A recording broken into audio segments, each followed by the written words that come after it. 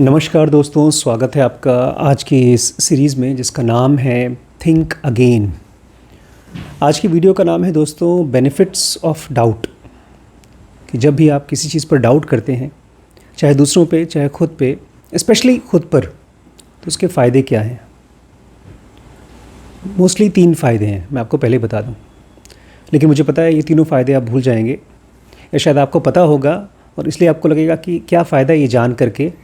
लेकिन आज के एग्ज़ाम्पल से हाला तोमास दोतीर आज के हमारे वीडियो की मेन कैरेक्टर हैं, जिन्होंने आइसलैंड में अपना बहुत सक्सेसफुल बिज़नेस रन किया और बाद में एक प्रेसिडेंट की इलेक्शन के लिए भी उनके फ्रेंड्स ने ज़बरदस्ती उनका नाम डाल दिया। और उनको एक दिक्कत होती थी, उसको बोलते हैं इम्पोस्टर सिंड्रोम। इम्पोस्टर सिंड्रोम मतलब ऐसी फीलिंग आना जैसे मैं अभी इसके लायक नहीं हूँ।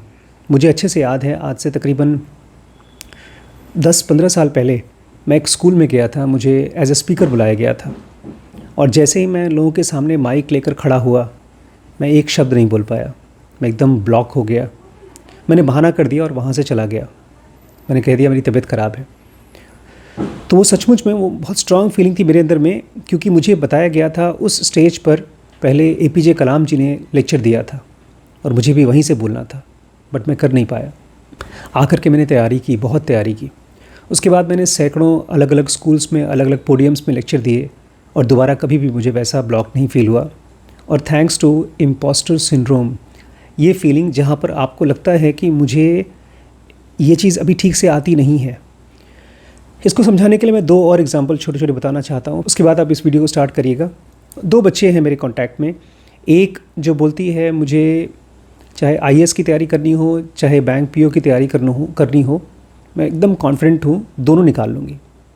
इसको बोलते हैं क्वार्टरबैक सिंड्रोम, जिसमें कि आप अभी जानते नहीं हैं किसी एग्ज़ाम के बारे में और पहले से कॉन्फिडेंट है।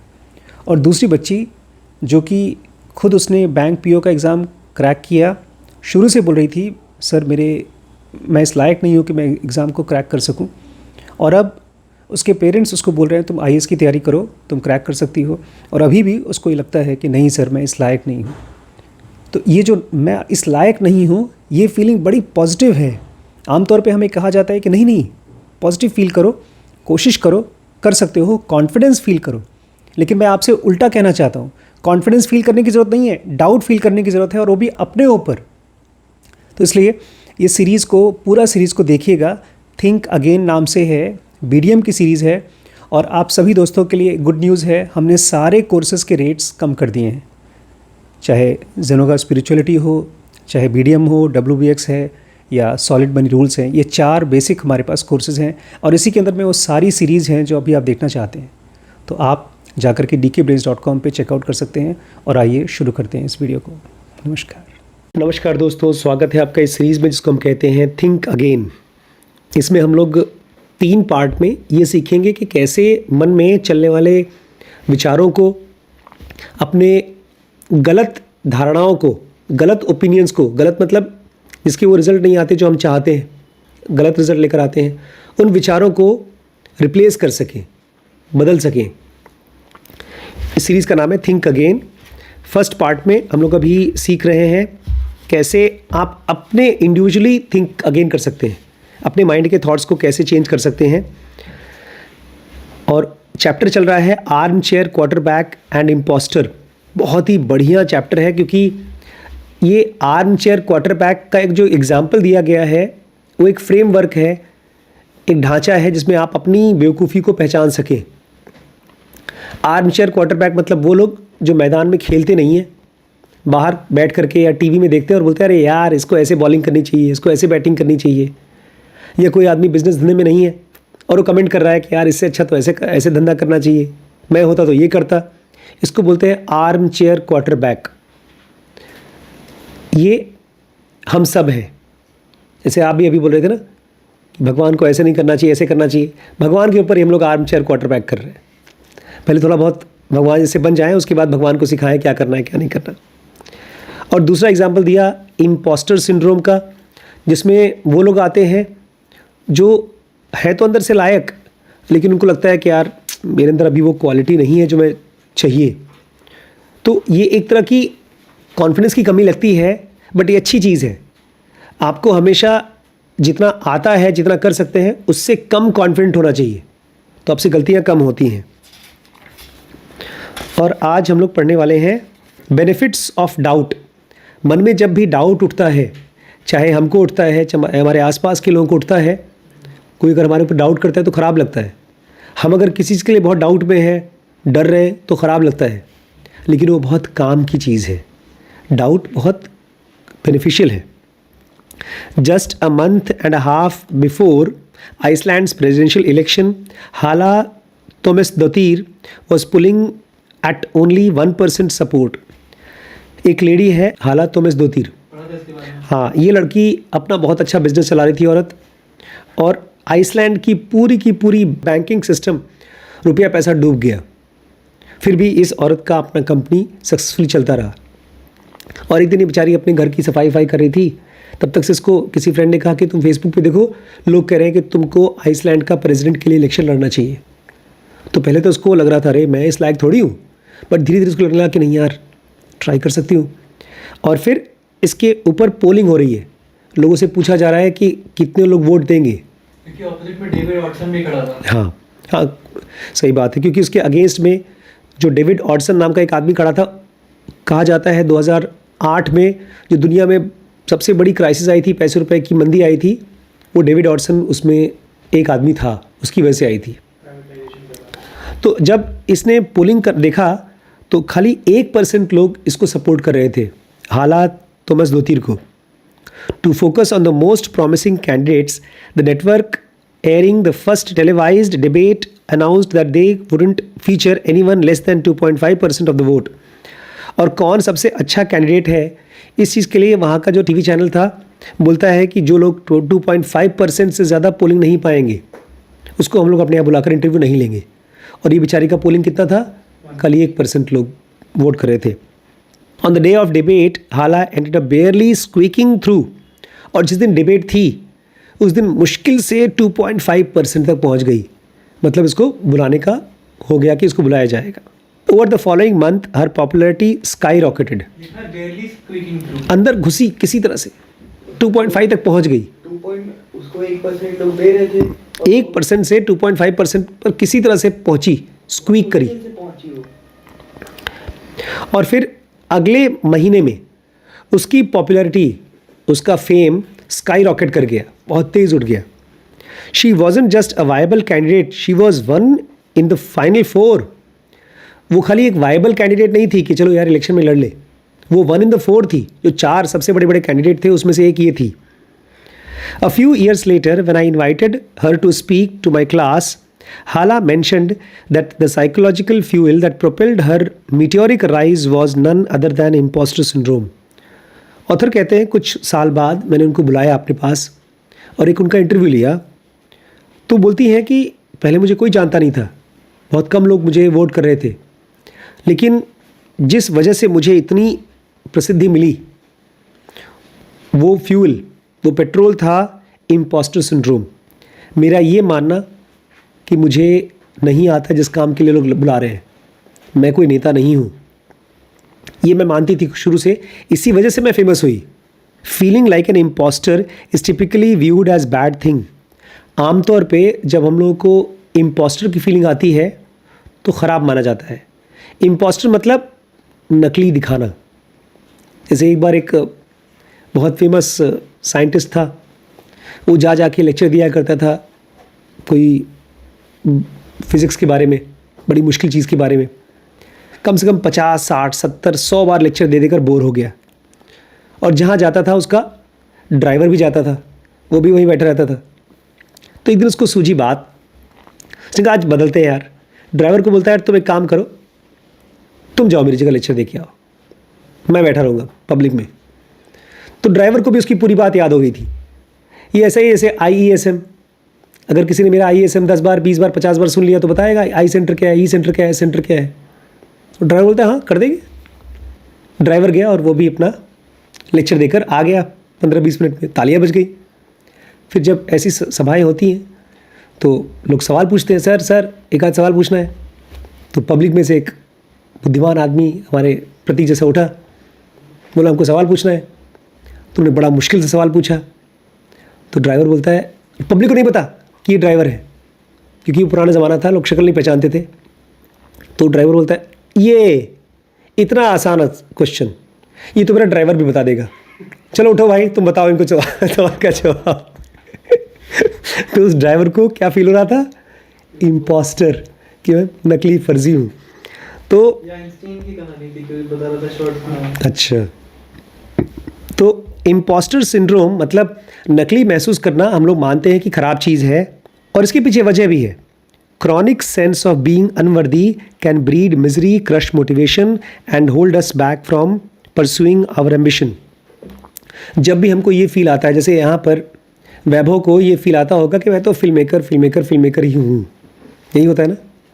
अभी फिलहाल यहाँ तो होता है, वहाँ जब आप फिल्म मेकर्स के बीच में जाएंगे तब आपको लगेगा मैं तो इम्पोस्टर हूँ। और हमारे प्रतीक को लगता होगा मैं फ्यूचर का रमण महर्षि नहीं तो कम से कम कृष्णमूर्ति तो हुई।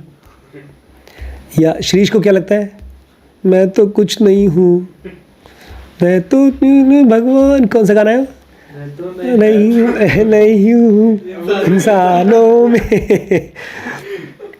और हर रोज़ अनुज को तो यहाँ बैठ करके लगता है इम्पोस्टर सिंड्रोम कि मैं तो सर का क्लास में बैठने लायक ही नहीं हूँ। तो खैर, इम्पोस्टर सिंड्रोम हम लोग को इसलिए फील होता है, ये ख़राब इसलिए लगता है क्योंकि इसकी वजह से हमको एक सेंस ऑफ अनवर्दी आती है कि हम इस चीज़ के लायक नहीं हैं। इट कैन ब्रीड मिजरी, इससे हमको दुख हो सकता है। जब आप 1 घंटे ऐसी जगह बैठे हैं जहाँ पर आपको लग रहा है मैं इस लायक नहीं हूँ, तो आपको दुख होता है। क्रश मोटिवेशन, और जो कुछ भी आपको करने का मौका मिल रहा है उसका मोटिवेशन ख़त्म हो जाता है। And hold us back from pursuing our ambition, और अगर आप कोई बड़ी चीज़ परस्यू करना चाहते हैं तो एम्बिशन को आप होल्ड कर देते, बोलते यार इतना उस लायक नहीं तो क्यों कोशिश करना।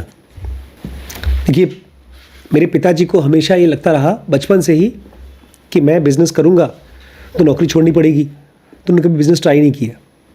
और मैं आँखों का अंधा, मतलब दिमाग से अंधा, मुझे लगा हम तो नौकरी नहीं करेंगे, भाड़ में गई। 10 साल करने के बाद छोड़ दिया नौकरी, हम तो वीडियो बनाएंगे यूट्यूब का। तो एक अंधा आदमी होता है जो क्वार्टरबैक की तरह सोचता रहता है, वो हमारी तरह वो बिज़नेस चालू कर देता है। नहीं, एक पॉइंट पर मैंने भी ये सोचना शुरू कर दिया कि मैं बिज़नेस के लायक नहीं हूँ, और इसीलिए मैंने शुरू किया किताबें पढ़ना। फ्रॉम टाइम टू टाइम दो less crippling sense of doubt waltzes into many of our minds. Some surveys suggest that more than half the people you know have felt like imposter at some point in their careers. मुझे याद है बचपन में 7th class को जब मैं पास करके बम्बई गया था, इलाहाबाद से बॉम्बे गया था, तो यहाँ पर सब हिंदी बोलते थे। बॉयज़ हाई स्कूल जहाँ अमिताभ बच्चन जी पढ़े वहाँ पर भी सब हिंदी बोलते थे। सर डांटते वाटते थे तो थोड़ा बहुत हम लोग अंग्रेज़ी में यस सर नो सर कर देते थे। और जब बम्बई पहुँचे भैया, वहाँ का तो चपरासी भी अंग्रेज़ी बोलता था, एक एक लड़का अंग्रेज़ी। तो मुझे क्या फील होता था, इम्पोस्टर। ऑथर कह रहे हैं हमको गारंटी है कि हर इंसान को ज़िंदगी में कभी न कभी इम्पोस्टर की फीलिंग आती है कि मैं जहाँ हूँ ये बहुत हाई फाई जगह है, मुझे यहाँ नहीं होना चाहिए। It's thought to be especially common among women and marginalised group, और ख़ास तौर से औरतों को ज़रूर फील होता है क्योंकि बचपन से उनको ये बोला जाता है कि तुम किचन का बर्तन का काम करो, खाना चौकेगा, फालतू में जा रही हो तुम, ऑफिस जाओगी। और मार्जिनलाइज लोगों को, गरीब लोगों को, ऐसे लोगों को जिनके पास संसाधन कम है, उनको ये ज़रूर फीलिंग आती है। Strangely it also seems to be particularly pronounced among high achievers. लेकिन एक नई बात है कि जो लोग बहुत हाई अचीवर्स होते हैं, जो बहुत बड़े बड़े काम करते हैं, उनके साथ भी ये प्रॉब्लम है, उनको भी इम्पोस्टर सिंड्रोम की फीलिंग आती है। I have taught students who earned patents before they could drink and become chess masters before they could drive. But these same individuals still wrestle with insecurity and constantly question their abilities. देखिए, अब जो बात हो रही ना, वो आप लोगों की बात नहीं हो रही है। ये बात हो रही है उनकी जो लोग बहुत बड़े बड़े काम करने वाले हैं या कर चुके हैं। आप उसमें नहीं हैं, और आप इसमें इसलिए नहीं है क्योंकि आपका दिमाग जब कुछ बोलता है तो हमेशा क्वार्टर बैक की तरह बात करता है। हम जानते हैं, बताते हैं, तुम बैठो यहाँ, तुमको कुछ नहीं पता बे, भगवान बनते फिरते हो। ये क्वार्टर बैक है जो आदमी इम्पोस्टर है उसको लगता है कि ठीक है, जो मैं जानता हूँ तो जानता हूँ, लेकिन मुझे क्या नहीं पता, मुझे वो जानना है। कह रहे हैं ऑथर कि मैं उन बच्चों को पढ़ा चुका हूँ जिन बच्चों ने पेटेंट्स मतलब खोजें की हैं, बड़ी बड़ी खोजें, और उनके नाम पे पेटेंट है। और ये बच्चे वो थे जिनकी उम्र अभी 18 साल नहीं हुई है, शराब पीने की उम्र नहीं हुई है, और ये लोग चेस मास्टर्स बन चुके हैं, मतलब बहुत यंग एज में बहुत जीनियसेस हो गए। लेकिन फिर भी इन बच्चों को डर लगता था, इनसिक्योरिटी होती थी, इम्पोस्टर की फीलिंग आती थी। The standard explanation for their accomplishment is that they succeeded in spite of doubts. अब लोग कहेंगे इतनी तकलीफें, इतनी डाउट होने के बाद भी देखो ये निकल गया यार, तुम भी निकल सकते हो। But what if their success is actually driven in part by those doubts. लेकिन एक बात बताइए, क्या पता उन डाउट की वजह से ही वो बच्चे सक्सेसफुल हुए हों। मान लीजिए यहाँ पर आप सब बैठे हैं, आप जब वहाँ जाते होंगे रिम्पी स्कैन में काम करने, तो आप लोगों को फीलिंग आती होगी इम्पोस्टर सिंड्रोम की, क्योंकि वहाँ पर हर बंदा आपसे ज़्यादा काम जानता है, आपको डाउट होता है। लेकिन क्या आपको पता है कि उसी डाउट की वजह से ही क्या पता वो लोग सीखे उस काम को। जो डाउट होगा तभी तो पूछेगा, नहीं पता होगा तो कॉन्फिडेंटली कुछ भी करेगा। तो डाउट क्या पता अच्छी चीज़ हो। To find out, Basima Tawfik, then a doctoral student at Wharton, now at MIT professor, recruited a group of medical students who were preparing to begin their clinical rotation. इसी चीज़ को जानने के लिए कि डाउट अच्छी चीज़ है कि ख़राब, बासिमा तौफिक नाम की एक स्टूडेंट जो वार्टन की स्टूडेंट थी, दुनिया के बहुत बड़े कॉलेज की, और अब MIT की प्रोफेसर है, दुनिया के बहुत बड़े कॉलेज की प्रोफेसर हैं। उन्होंने कुछ बच्चों को, मेडिकल स्टूडेंट्स को बुलाया जो कि मरीजों को देखना शुरू करने वाले थे, क्लिनिकल रोटेशन स्टार्ट करने वाले थे।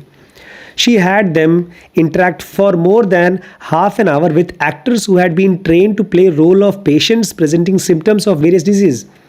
इनको सीधे मरीजों को नहीं दिखाया गया, उनको एक्टर्स को दिखाया गया, और वो एक्टर्स नकली बीमारी दिखा रहे थे। हमारे पेट में दर्द हो रहा है, हमारे सर में दर्द हो रहा है, जैसे हमारी बिटिया होती है।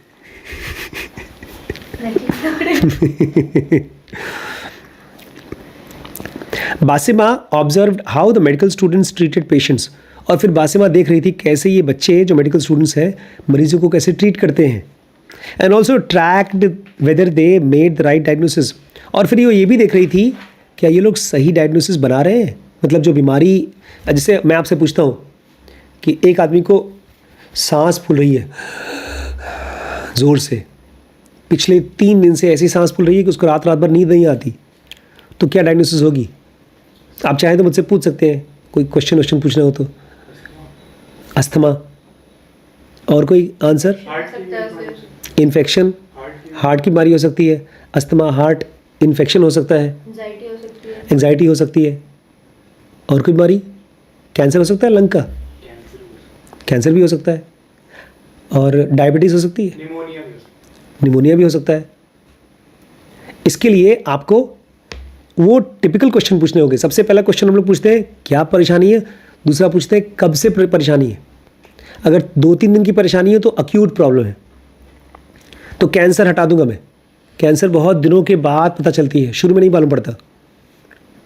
और दूसरी चीज़, अगर हार्ट की प्रॉब्लम होगी तो खाली सांस की तरह नहीं आएगी, उसमें और भी सिम्टम्स आएंगे। तुम पूछेंगे क्या तुम्हारी बॉडी में कहीं सूजन है, एडिमा, क्या तुम्हें रातों की नींद खुलती है क्या, लेटे लेटे तुम्हारी नींद खुल जाती है क्या, सांस फूलने के साथ साथ कहीं पसीना आता है क्या, फैमिली में कोई ब्लड प्रेशर है क्या, फैमिली में कोई हिस्ट्री है क्या हार्ट की। ऐसे ढेर सारे सवाल पूछने होते हैं, तब राइट डायग्नोसिस पे पहुंचना होता है। तो देख रही थी कि ये लोग राइट डायग्नोसिस कर रहे हैं कि नहीं कर रहे हैं। A week earlier, the students had answered a survey about how often they entertained imposter thoughts like I am not as qualified as others think I am. People important to me think I am more capable than I think I am. एक हफ्ते पहले इसी professor ने, बासिमा तौफिक ने, इन्हीं बच्चों का एक इंटरव्यू लिया था और उनसे पूछा था क्या आप लोगों को इम्पोस्टर की फीलिंग आती है। मुझे याद है जब हम लोग को पढ़ाई के दौरान ही 3rd ईयर में जब एग्ज़ाम लिया जाता था, क्लिनिकल एग्ज़ाम, तो 3rd ईयर से वो लोग हमको ये नहीं बोलते थे आशीष शुक्ला, रिम्पी शुक्ला, ये नहीं बोलते थे, डॉक्टर साहब बोलते थे। जैसे ही मरीज के सामने एक डॉक्टर आपको डॉक्टर बोल रहा है, मरीज आपको देखता है भगवान। वो आप जाएंगे, बोले डॉक्टर साहब बोलेंगे जाओ उसका ब्लड प्रेशर देख के आओ, मरीज आपसे ब्लड प्रेशर नपवाएगा, उसको आपको ऐसे देखेगा, बचा लोगे ना तुम, ठीक हो जाओगे ना मैं। तो आप मरीज को देखते हैं, डॉक्टर को देखते हैं और सोचते हैं हम हाँ हाँ यार परेशान ना हो, मैं बचा लूँगा। और अंदर अंदर इम्पोस्टर, हमको क्या पता बे, तू मरेगा जिएगा, हमको क्या पता, ऐसी फीलिंग आती है। तो ये पूछ रही थी उन बच्चों से कि क्या जो लोग भी आपको अब, और ये खाली प्रोफेसर्स नहीं, घर वाले भी, तुम तो मेडिकल स्टूडेंट हो ना, बताओ ये रिपोर्ट आई है, अभी सेकेंड ईयर की पढ़ाई चालू की है, थर्ड ईयर में हमको सब्जेक्ट आते नहीं आते ज़्यादा, रिपोर्ट पढ़ना शुरू कर दे हम, दवाई बता दो, दवाई डॉक्टर से पूछ के बता दो, खुद ही बता दो। ऐसा लगता है जैसे मेडिकल कॉलेज में घुसे सब डाउनलोड हो गया।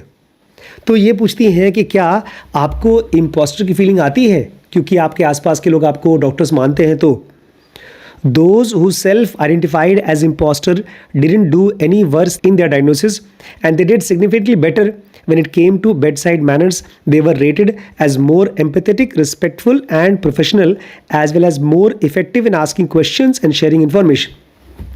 अब दो टाइप के बच्चे निकले। एक तो वो जिनको लगता था अबे यार जब लोग डॉक्टर कह रहे हैं हमको तो डॉक्टर हैं, चुपचाप काम करो तुम। और दूसरे जिनको लगता था कि बस अभी डॉक्टर हूँ नहीं मैं। तो दोनों, एक जिनको इम्पोस्टर की फीलिंग आ रही थी कि मैं नकली हूँ, और एक जिनको फीलिंग नहीं आ रही थी ओवर कॉन्फिडेंट, दोनों डायग्नोसिस तो नहीं कर पा रहे थे, बीमारी नहीं पहचान पा रहे थे। लेकिन जो लोग इम्पोस्टर की फीलिंग वाले थे उनका बेड साइड मैनर अच्छा था, वो मरीज से कायदे से बात करते थे, घमंडियाते नहीं थे, मरीज का एक एक इतिहास पूछते थे, ब्लड प्रेशर कायदे से लेते थे। ये नहीं जैसे हमारा एक लड़का था, अरे लिख दे यार 120/80 लिख दे, सबका नॉर्मल होगा। यूरिन अरे 2-3 का देख ले, बाकी सब वही लिख देना जो तेरे को ठीक लगता है, ऐसे ही नहीं। ये वो लोग करते थे जो लोग ओवर कॉन्फिडेंट थे। और जो लोग इम्पोस्टर की फीलिंग आती थी, तो नहीं यार मुझे कुछ तो आता नहीं, तो कम से कम जो आता है वही तो ठीक से कर लूँ। In another study, Basima found a similar pattern with investment professionals. और ऐसी चीज़ उन्होंने इन्वेस्टमेंट प्रोफेशनल्स के साथ, जो लोग बैंकों में काम करते हैं, उनके साथ भी यही देखा। The more often they felt like imposters, the higher their performance reviews from their superiors 4 months later. जितना ज़्यादा किसी बच्चे को लगता था कि मैं इम्पोस्टर हूँ, उतना ही अच्छा उसके सीनियर्स उसको रिव्यू देते थे। जैसे हमारे यहाँ भी हम उसी लोगों को पसंद करते हैं जो आकर के हम्बली बात करते हैं, जो बड़ा कॉन्फिडेंस दिखाते हैं, कूल दिखाते हैं। हमको लगता है तुम किस चीज़ के लिए घमंड कर रहे हो, मन में ऐसा थॉट आता है, तो बहुत अच्छा रिव्यू नहीं देते हम लोग उसको। तो इन्होंने देखा कि बैंक में भी जो बच्चे ट्रेन कर रहे थे, इम्पोस्टर जिनको फीलिंग आती थी, उनको अच्छा रिव्यू मिला सीनियर से। This evidence is new and we still have a lot to learn about them when imposter syndrome is beneficial versus when it's detrimental। बोल रहे हैं ये सब जानकारी बहुत नई है, अभी भी लोगों को पता नहीं है इसके बारे में साफ साफ कि इम्पोस्टर सिंड्रोम का फीलिंग अच्छी चीज़ है या हमको ख़राब दबाती है। Still it leaves me wondering if we have been misguiding imposter syndrome by seeing it solely as disorder. Author कहते हैं लेकिन एक बात मुझे लगता है कि अगर कोई कहता है इम्पोस्टर सिंड्रोम ख़राब है, तभी तो सिंड्रोम बोला गया। सिंड्रोम मतलब बीमारी। ये कहा जाता है कि तुम्हें कॉन्फिडेंट होना चाहिए। मैं देखता हूँ आजकल के खासतौर से बच्चे जिनको मैं वॉक करते हुए देखता हूँ, मोटरसाइकिल चलाते हुए देखता हूँ, बहुत कम बच्चे ऐसे हैं जो आपको देख करके रिस्पेक्टफुली स्माइल करेंगे, नमस्ते नमस्ते करेंगे। वो जानते हैं, तुमसे ज़्यादा जानते हैं। एक वर्ड बोलो खटखट 10 वर्ड बता देंगे। तो उनकी नज़र में भी बहुत रिस्पेक्ट नहीं है, क्योंकि उनको बचपन से बताया गया है, फीलिंग आई है कि हमको कॉन्फिडेंस दिखाना है।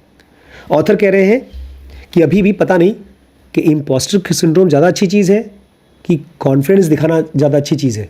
लोग साफ साफ जानते नहीं हैं। लेकिन एक चीज़ जो उन्होंने खोजी है, एक नहीं 3 चीज़ खोजी है। When our imposter fears crop up, the usual advice is to ignore them, give our self a benefit of doubt. जब भी हम लोगों को ऐसी फीलिंग आती है यार हम नहीं जानते क्या होगा, तो कहा जाता है चिंता मत करो, करो काम, इग्नोर कर दो। Instead we might be better off embracing those fears. Author कहते हैं सही ये रहेगा कि अपने डर को एम्ब्रेस करो, अपने आप को बताओ कि मुझे नहीं आता, because they can give us 3 benefit of doubts. क्योंकि अगर आप अपने आप को बताओगे कि आपको नहीं आता तो आपको 3 फायदे होंगे डाउट्स के। वैसे हम लोग क्या करते हैं? हम लोग बोलते हैं चिंता मत करो, अब जा रहे हैं काम करने, और कॉन्फिडेंस के साथ काम करेंगे, जो मर्जी आए करेंगे, तो मिस्टेक्स ज़्यादा करते हैं। अगर आप डाउटफुली काम करते हैं, कम कॉन्फिडेंस के साथ काम करते हैं जो आपके पास नहीं है, तो 3 फायदे होते हैं। The first upside of feeling like an imposter is that it can motivate us to work harder. पहला चीज़, अगर आप इम्पोस्टर वाले हैं, आपको डर लग रहा है कि आपको नहीं आता, तो आप ज़्यादा मेहनत करेंगे। It's probably not helpful when we are deciding whether to start a race, but once we have stepped up to the starting line, it gives us drive to keep running to the end so that we can earn our place among the finalists. और मुझे लगता है इसीलिए आजकल के बच्चे मुश्किल careers में नहीं जाना चाहते। हम लोग को तो पापा मम्मी बोलते थे डॉक्टर बनना ही बनना है, इंजीनियर बनना ही बनना है। आजकल के बच्चों को लगता नहीं, जो मुश्किल वाला काम है हम नहीं करेंगे, हम ऐसा कुछ काम करेंगे जहाँ पर आसान है। मैंने भी गलती की। MBBS के बाद अगर मैंने सर्जरी चूज़ की होती तो मुझे घंटों घंटों खड़ा रहना पड़ता। लेकिन सर्जिकल ब्रांच ज़्यादा सेटिस्फाइंग ब्रांच है अगर आप पेशेंट को ठीक कर पाते हो। हम लोग की ब्रांच जो रेडियोलॉजी की मैंने इसलिए चूज़ की थी, तो वहाँ पर बैठ के कंप्यूटर में AC में आराम से काम करेंगे 9 से 5। बट अब मैं देखता हूँ वो डिपेंडेंट ब्रांच है, हम जाके भीख मांगते हैं बाकी डॉक्टर से, मरीज़ भेजो मरीज़ भेजो। तो आप अगर शुरू से मुश्किल चीज़ों को नहीं करना चाहते हैं तो वो इसीलिए क्योंकि आप सच पूछिए तो मेहनत से भाग रहे हैं। लेकिन जो भी काम आप करना चाहेंगे, जो भी काम करना चाहेंगे, उसके लिए मेहनत चाहिए, और उस मेहनत को करने के लिए आपको मोटिवेशन चाहिए, और उस मोटिवेशन के लिए आपको हेल्प करेगा इम्पोस्टर फीलिंग। आपको अगर शुरू में लगता है कि नहीं यार मैं डॉक्टर नहीं हूँ, मैं नहीं कर सकता, बहुत मेरे बियॉन्ड लेवल है, फिर भी कोशिश करिए, उसको मेहनत करने की आपको मोटिवेशन मिलेगी। In some of my own research across call centers, military and government teams and non-profits, I found that confidence can make us complacent. Author कह रहे हैं कि मैंने तो कुछ रिसर्च किया है कॉल सेंटर्स में, मिलिट्री और गवर्नमेंट की टीम्स में, और मैंने देखा है नॉन प्रॉफिट में भी, जहाँ पर लोग कॉन्फिडेंट होते हैं वहाँ पर कॉम्प्लिसेंट हो जाते हैं, निकम्मे हो जाते हैं। अरे यार हो जाएगा, कर लेंगे, कम काम करते हैं वो लोग। If we never worry about letting other people down, we are more likely to actually do so. अगर हम इस चीज़ की चिंता नहीं करते हैं कि लोग हमारे बारे में बुरा सोचेंगे, तो हम उनको अपने बारे में बुरा सोचने देते हैं। हम कुछ अच्छा काम तभी करेंगे जब हम ये चाहते हैं कि लोग हमारा अच्छा इंप्रेशन रखें। आज भी अगर मैं कई छुट्टियों पे जाता हूँ, वापस आता हूँ, तो मुझे खाली यही याद रहता है कि उस बड़े अच्छे होटल में उस आदमी ने मुझे कितने अच्छे से ट्रीट किया था, या उस होटल का खाना कितना अच्छा था, जो अच्छा वाला होटल था, ताज या कोई बड़ा होटल।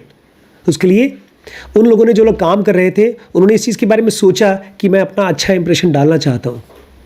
और जहाँ हम लोग पसंद नहीं करते लोगों को, ये वही लोग हैं जिनके बारे में हम बोलते हैं अरे भाड़ में जाए। उनको इसकी चिंता नहीं होती कि आप उनके बारे में क्या सोच रहे हैं। When we feel like imposter, we think we have something to prove. जब हमको लगता है कि हम इम्पोस्टर हैं, हम इस लायक नहीं हैं, तो हम प्रूव करने की कोशिश करते हैं, हम ज़्यादा करके दिखाने की कोशिश करते हैं। Imposters may be last to jump in, but they may also be the last to bail out. Imposters किसी भी काम में जब शुरू करेंगे तो सबसे आखिरी में शायद शुरू करेंगे, लेकिन वो देर तक काम करते हैं, सीखते रहते हैं, क्योंकि उनको ये फीलिंग होती है कि यार मुझे नहीं आता, मुझे नहीं आता। तो पहला फ़ायदा होता है इम्पोस्टर सिंड्रोम का, उसको बचा के रखिए, ज़्यादा कॉन्फिडेंट मत होइए। और इसका तो साक्षात एग्जाम्पल मैंने अपनी फैमिली में देखा है। जितने भी भाई बहन हैं, चाचाओं के, ताऊओं के, मामाओं के, बहुत कम ऐसे लोग हैं जिनको कॉन्फिडेंस नहीं था। हमारे बड़े भाई 2 मेरे से 3 मेरे से बड़े हैं, तीनों क्वार्टरबैक, कुछ नहीं कर रहे हैं। और अब अचानक से मैंने अमित के बारे में सुना, बचपन से उसको लगता था भैया भैया भैया, आज उसने बड़ी कंपनी बनाई, एक नहीं 4 कंपनीज बनाई है। मेहनत करने की मोटिवेशन मिलेगी। दूसरा, imposter thoughts can motivate us to work smarter. अगर आप इम्पोस्टर की फीलिंग आ रही है तो आप स्मार्ट काम करना कोशिश करेंगे, कोई शॉर्टकट खोजेंगे। When we don't believe we are going to win, we have nothing to lose by rethinking our strategy. जब आपको ये पता है कि यार मैं जीतने वाला तो हूँ नहीं, जिस तरीके से मैं चल रहा हूँ, कछुए की दौड़ चल रहा हूँ, जीतूंगा तो हूँ नहीं, तो आप अपने स्ट्रैटेजीज को रीथिंक कर पाते हैं। आपको लगता है इस तरह से काम नहीं चलेगा, कुछ नया करते हैं, क्योंकि आपको लग रहा है ना कि नहीं काम चलेगा, इसलिए आप रीथिंक करते हैं, नया स्ट्रैटेजी ट्राई करते हैं। आप कॉन्फिडेंट है, अरे यार चलेगा, चिंता ना करो, बैठे रहेंगे आप, रीथिंक नहीं करेंगे। Remember that total beginners don't fall victim to Dunning-Kruger effect. Feeling like an imposter puts us in beginner's mindset, leading us to question assumptions that others have taken for granted. ध्यान रखिए, जो लोग भी beginners होते हैं, जिनको कुछ नहीं आता किसी चीज़ के बारे में, वो लोग डनिंग-क्रूगर इफेक्ट में नहीं फंसते। डनिंग-क्रूगर इफेक्ट क्या है? कॉन्फिडेंट कि ये काम मैं कर लूँगा। जिनको अपनी कमियों के बारे में कुछ पता ही नहीं। ये वो लोग होते हैं जो थोड़ा बहुत जान जाते हैं। 1-8 किलोमीटर गाड़ी चला ली कार, एक्सीलेटर क्लच का थोड़ा बहुत मैनेजमेंट आ गया, हम चला लेंगे ज़िंदगी में, कहीं भी चला लेंगे, कुछ भी कर सकते हैं। ये लोग फंसते हैं डनिंग-क्रूगर इफेक्ट में। लेकिन अगर आप इम्पोस्टर की फीलिंग ला रहे हैं, इसका मतलब आप फिर से बिगिनर हो जाते हैं। आप बोलते हैं बॉस मुझे कुछ नहीं पता, मुझे कोई रास्ता बताओ कैसे काम को स्मार्टली करें। आप अभी जाएंगे जब सेंटर पे कल से परसों से, तो आप बिगिनर्स माइंड से जाएंगे, आप ओवर कॉन्फिडेंस पे नहीं फंसेंगे। बेचारी गरिमा गई, उसको थोड़ा बहुत एचआर के बारे में पता था, थोड़ा बहुत इंटरव्यू लेकर आई, लोगों ने उसको बम्बार्ड कर दिया, मैडम हमारा ये भी काम कर दीजिए, वो भी काम कर दीजिए, भाग गई। तो दूसरी चीज़, अगर आप इम्पोस्टर की तरफ फील कर रहे हैं तो आप स्मार्ट काम करने की कोशिश करेंगे, क्योंकि आपको कुछ आता नहीं है। तीसरा, feeling like an imposter can make us better learners. आमतौर पे सीखना बहुत मुश्किल काम है। आज तक बहुत से लड़कियां, बहुत से लड़के ये नहीं सीख पाए कि कैसे कायदे से बात की जाती है रिस्पेक्टफुली, क्योंकि सीखना अपने आप में बहुत मुश्किल काम है, बहुत मुश्किल काम। सीखने के लिए सबसे पहले आपकी जो गलत हैबिट्स हैं, गलत थॉट्स हैं, वो हटना चाहिए, और नहीं हट रहा है तो उसके साथ फाइट करके हटाना चाहिए। तो ऑथर कह रहे हैं अगर आप इम्पोस्टर की फीलिंग कर रहे हैं तो अच्छा है, ये आपको सीखने में हेल्प करेगी। जैसे गीला कपड़ा में से मैल निकलता है, सूखे में से नहीं निकलता, ऐसे ही जो इम्पोस्टर की फीलिंग वाला होता है वो ज़्यादा सीखता है। Having some doubts about our knowledge and skills takes us off pedestal, encouraging us to seek our insights from others. अगर किसी चीज़ के बारे में, ब्लड टेस्ट के बारे में, कैंसर के बारे में, कोई बीमारी के बारे में कोई पूछे तो सीधे अपना व्हाट्सएप वाला जानकारी मत दीजिए उनको, कॉन्फिडेंटली। हम जानते हैं ना, मैं बहुत सालों से कोशिश कर रहा हूँ, सालों से नहीं, मैं कोशिश भी कमी क्या कर रहा हूँ, मैं चाहता हूँ हम लोग मीटिंग करें बच्चों के साथ में, आप लोगों से मीटिंग करता हूँ तो आप लोगों के अंदर में कुछ कुछ तो ज्ञान जा रहा है, कैसे मरीजों से बात किया जाए मैं नहीं सिखा पा रहा हूँ। तो अगर आपको फीलिंग आ रही है कि आप इम्पोस्टर हैं तो आप सीख पाएंगे। Having some doubts about a knowledge skills takes us off a pedestal, encourage us to seek out insights from others। अगर हम इम्पोस्टर की तरफ फीलिंग कर रहे हैं तो अच्छी चीज़ है, उसकी वजह से हम अपने पेडेस्टल पर से हटेंगे। पेडेस्टल मतलब ऊपर गद्दी पे जो बैठे हैं वहाँ से हट के नीचे आएंगे और आसपास के लोगों से सवाल पूछेंगे, इंसाइट्स लेंगे। Psychologist Elizabeth Krumrei Mancuso and her colleagues write, learning requires humility to realize one has something to learn। एक साइकोलॉजिस्ट है एलिजाबेथ क्रूमेरी मैनकुसो, वो कहती हैं सीखने के लिए ह्यूमिलिटी चाहिए, ये रियलाइज़ करने के लिए कि कुछ न कुछ सीखने को है। हमारे आसपास में कोई कितना भी कैसा भी आदमी हो, उससे हम कुछ सीख सकते हैं। ये ह्यूमिलिटी जब होगी तभी आप सीख पाओगे। आज का लास्ट पैराग्राफ है, some evidence in this dynamic comes from study by another of our formal doctoral student at Wharton, Daniel Tussing, now a professor at SUNY Buffalo. बोलते हैं इस चीज़ के बारे में, एक हमारे और स्टूडेंट हैं, उनका नाम, वो जो वार्टन के स्टूडेंट थे अब वो प्रोफेसर हो चुके हैं, Daniel Tussing. Daniel gathered her data in a hospital where the leadership role of charge nurse is rotated between shifts, which means that nurse end up at the helm even if they have doubts about their capabilities. Nurses की जो duty लगती है hospital में, तो हम लोग को भी ऐसा होता था, ड्यूटी चेंज होती रहती थी. जैसे हमारे यहाँ कलेक्शन के बच्चे काम करते हैं 8-10 लोग, तो उसमें से एक हफ्ते में एक आदमी सुपरवाइज़र होगा, सीनियर होगा, फिर दूसरे हफ्ते दूसरा आदमी सुपरवाइज़र बनेगा. तो ऐसे नर्सेस की भी एक बंदी उसमें एक टाइम पर हेड बनती थी, फिर दूसरी, फिर तीसरी. Nurse who felt some hesitation about assumptions in the mental were actually more effective leaders. तो ये देखा गया, जिन नर्सेस को ये फीलिंग आती थी कि मैं नहीं जानती, वो ज़्यादा सीखती थी, ज़्यादा काम करती थी. In part because they were more likely to seek out second opinion from colleagues. और ख़ास तौर से इसलिए क्योंकि वो अपने कलीग से सेकेंड ओपिनियन मांगती थी. जब उनको लगता था कि ये बीमारी है, ये दवाई देनी चाहिए, तो पूछ लेती थी जब उनको नहीं पता. They saw themselves on a level playing field and they knew that much of what they lacked in experience and expertise they could make up by listening. उनको ये फीलिंग आती थी कि जो कुछ भी वो जानती है वो दूसरों से ज़्यादा नहीं है, एक ही बराबरी पर है. और जो कुछ उनके पास एक्सपीरियंस नहीं है, एक्सपर्टाइज नहीं है, वो कम से कम दूसरों को सुन करके आ जाएगा. मैं अपने आप को एकदम ईमानदारी से मानता हूँ कि दिलीप, सुधीर, आशीष, ये सब से मैं बहुत कम जानता हूँ डायग्नोस्टिक बिजनेस के बारे में, क्योंकि वो बिज़नेस कर रहे हैं, ऑपरेशंस में काम कर रहे हैं. मैं खाली अल्ट्रासाउंड उनके बारे में उनसे ज़्यादा जानता हूँ. There is no clearer case of that than Halla Tomasdottir. और इस चीज़ को अगर आपको साफ साफ देखना है तो आपको ज़रूर समझना चाहिए कैसे हाला तोमस दोतीर स्काई रॉकेट कर गई, फेमस हो गई, जबकि वो डाउट से भरी हुई थी. उसी को हम लोग पढ़ेंगे कल. The league of extra ordinary humanity. एक ऐसा ग्रुप है लोगों का जो एक्स्ट्रा ऑर्डिनरी ह्यूमिलिटी है. इसी क्वालिटी को समझाने के लिए इंडियन माइथोलॉजी में ढेर सारी कहानियाँ हैं. भगवान ब्रह्मा, विष्णु, महेश तीनों के पास जाते हैं दुर्वासा ऋषि चेक करने के लिए कि कौन कितना अच्छा महान भगवान है. तो सबसे पहले ब्रह्मा जी को लात मारते हैं, वो ब्रह्मा जी को गुस्सा हो जाते हैं. शंकर जी को लात मारते हैं, वो भी अपना तांडव करते हैं. और जब विष्णु जी को मारा तो क्या करते हैं, वो बोलते हैं आपको चोट तो नहीं लगी. ये एग्जाम्पल ह्यूमिलिटी दिखाने का है. तो ह्यूमिलिटी खाली हमारी बॉडी के लिए नहीं है कि नमस्ते सर नमस्ते. हमारा माइंड भी हम्बल हो जाता है. हमारा माइंड हम्बल होता है मतलब जो हमारे थॉट्स हैं वो एकदम कड़क नहीं होते, मुलायम हो जाते हैं, बदलने के लिए तैयार हो जाते हैं. मेरे बगल में तो स्पेशलिस्ट हैं डॉक्टर एमपी. मैं तो भगवान का बड़ा लाख लाख शुक्र मनाता हूँ कि ऐसी बंदी के साथ मेरी शादी हुई जो मुझसे कहीं ज़्यादा तेज है. और मैं आपको याद दिला दूँ, 3 साल छोटी है मुझसे वो. मतलब उनके 3 साल मैं सीनियर हूँ. घमंड करने का 3 साल एक्स्ट्रा है मेरे पास. लेकिन मैं अपने को मानता हूँ मुझे कुछ नहीं आता, तो मैं किताबों से भी सीख पाता हूँ, उनसे भी सीख पाता हूँ. 3 चीज़ें मिलती हैं अगर आप अपने आप पर डाउट करते हैं. कौन कौन सी चीज़? मोटिवेट करता है आपको हार्ड वर्क करने के लिए, मेहनत करने के लिए मोटिवेट करता है.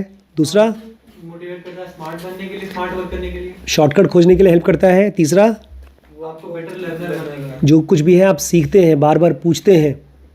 आज बड़ी मम्मी वॉक कर रही थी, बोलती हैं बताओ वो लेडी का तो मैं शक्ल ही भूल गई, मैं पहचान ही नहीं पा रही थी उसकी शक्ल. एक आदमी आया था पेशेंट, मुझे याद थी उसकी शक्ल. और फिर तुरंत बाद एक और लेडी आई, तो इसकी शक्ल मैं पहचानती हूँ, ये कौन है. मैंने कहा यार मैं तो उसको नहीं पहचानता, तुम पहचानती हो. तो वो तुरंत एक्सेप्ट कर लेती हैं जब उनको नहीं आता. तो देखिए वैभव, आपके क्वेश्चन का आंसर ये है, मैं अगर नहीं फील कर रहा हूँ तो ज़बरदस्ती आप फील नहीं करा सकते. हाँ, आप अपने अंदर में जो थॉट्स चलते रहते हैं ये उसको थोड़ा वॉल्यूम कम कर दीजिए, उसको एक्सप्रेस मत करिए, सुनिए ज़्यादा.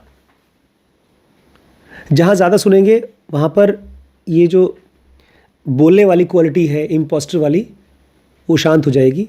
शांति ही ह्यूमिलिटी है, मेंटल शांति ह्यूमिलिटी है. ठीक है, कल और बात करते हैं. नमस्कार.